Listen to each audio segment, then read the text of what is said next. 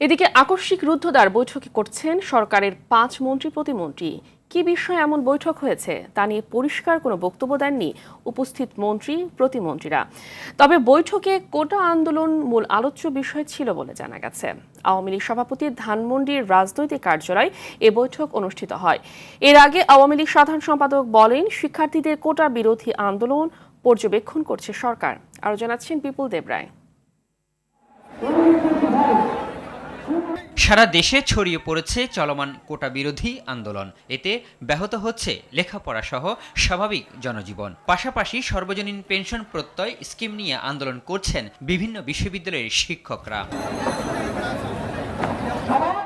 এমন পরিস্থিতিতে সোমবার দুপুরে রাজধানীর ধানমন্ডিতে আওয়ামী লীগ সভাপতির রাজনৈতিক কার্যালয়ে বৈঠকে বসেন সেতুমন্ত্রী ওবায়দুল কাদের, আইনমন্ত্রী আনিসুল হক, শিক্ষামন্ত্রী মহিবুল হাসান চৌধুরী, শিক্ষা প্রতিমন্ত্রী শামসুন নাহার চাপা এবং তথ্য প্রতিমন্ত্রী মোহাম্মদ আলী আরাফাত। আকস্মিক এই বৈঠক কী বিষয় নিয়ে হয়েছে তা নিয়ে পরিষ্কার কোনো বক্তব্য দেননি বৈঠকে উপস্থিত মন্ত্রী প্রতিমন্ত্রীরা। তবে তথ্য প্রতিমন্ত্রী মোহাম্মদ আলী আরাফাত এক প্রশ্নের জবাবে বলেন, রাজনৈতিক সাংগঠনিক সামগ্রিক বিভিন্ন বিষয় নিয়ে কথা হয়েছে। কোনো সিদ্ধান্ত হয়নি, সিদ্ধান্ত নেওয়ার প্রক্রিয়ার মধ্যে আলাপ আলোচনা আমরা নিজেরাই করছি। কোটা আন্দোলন প্রসঙ্গে এক প্রশ্নের জবাবে শিক্ষামন্ত্রী জানান, সরকার আপিল করেছে, আদালতে বিচারাধীন বিষয় নিয়ে মন্তব্য করার কিছু নেই।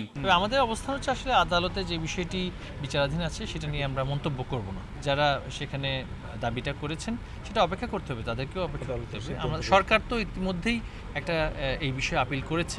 এর আগে দুপুর 12:30টায় সংবাদ সম্মেলনে আওয়ামী লীগ সাধারণ সম্পাদক বলেন, কোটা বিরোধী আন্দোলন এখন আর শিক্ষার্থীদের মাঝে নেই, এর মধ্যে রাজনীতি ঢুকে গেছে। বিএনপি প্রকাশ্যেই এবং তাদের সমমনস্করা তারা সাপোর্ট করেছে, কাজে এটা এখন পোলারাইজ পলিটিক্সের ধারার মধ্যেই পড়ে গেছে। এটার পলিটিক্যাল কালার নতুন করে বলার আর অপেক্ষা রাখে না। রাস্তাঘাট বন্ধ করে শিক্ষার্থীরা জনগণের দুর্ভোগ সৃষ্টি করছে জানিয়ে ওবায়দুল কাদের বলেন, আদালতের রায় না আসা পর্যন্ত আন্দোলন থেকে তাদের সরে আসা উচিত।